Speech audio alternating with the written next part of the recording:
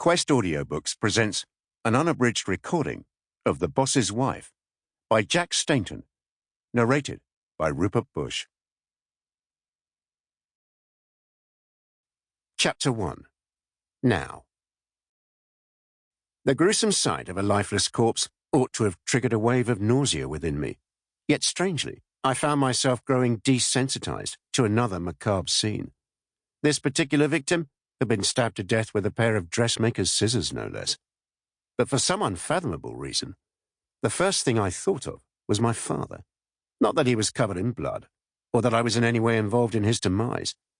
But still, all I could envision was accompanying Aunt Cynthia to the chilling confines of the local morgue. She held my hand, which annoyed me greatly.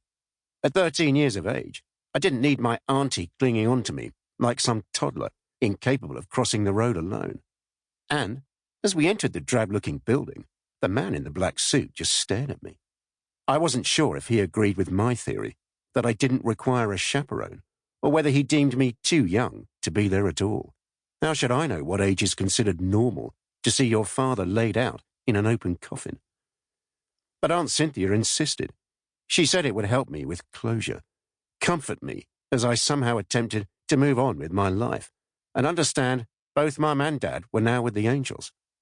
From that day on, she explained, they would look down on me from above, whilst she reluctantly took on the mantle of surrogate parent. During the journey home, she encouraged me to make my parents proud. Mum died 2 years earlier, almost to the day. They both had lung cancer, and they both smoked like chimneys. Aunt Cynthia was Mum's older sister. She never married and never wanted children, but she did agree to raise me until the day I left school. She always reminded me of a librarian with her half-moon glasses perched on the end of her nose, the rims jazzy, a multitude of colours, and the lanyard containing several glass beads, azures and reds and yellows. Unfortunately, I soon discovered that her house lacked any such vibrancy, and once I stepped inside, it appeared sombre and uninviting, a combination of beiges and browns dominating the decor.